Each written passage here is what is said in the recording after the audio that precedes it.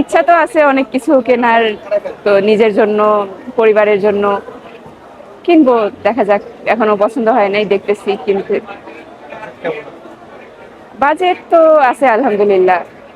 বলেন শুনি, দর্শক জানতে চাই। না, বাজেট তো এইভাবে বলা যাবে না। কারণটা কি? না, বাজেট যা আছে আলহামদুলিল্লাহ। সবার বাজেট তো আর সেম না, এটা ডিপেন্ড করতেছে এক একজনের সামর্থ্যের উপরে। যার সামর্থ্য যেরকম সে সেই অনুযায়ী ঈদের শপিং করবে। প্রত্যেকেই চেষ্টা করে না নিজের সামর্থ্যের মধ্যে কেনার, কিন্তু এটা তো এইভাবে বলা যায় না বাজেট কত। অনেকেই তো বলে যে 1 লাখ 2 লাখ, কেউ 20,000 50,000 বাজেট। আপনার কত থাকতে বাজেট? পারে কারোর, যদি সেরকম সামর্থ্য থাকে সে 2 লাখ 3 লাখ কেন আরো বেশি টাকারও শপিং করতে পারে, যার যেরকম সামর্থ্য। আমার অত সামর্থ্য নেই, আমার সামর্থ্যের মধ্যে আমি শপিং করব যতটুকু। আপনার সামর্থ্য কেমন? এই বাজেটে আমার সামর্থ্য আলহামদুলিল্লাহ যতটুকু আছে আলহামদুলিল্লাহ, কিন্তু এটা এভাবে বলা যাবে না। বলেন, দর্শক শুনুক। না, এটা বলা যাবে না ভাইয়া। কেন?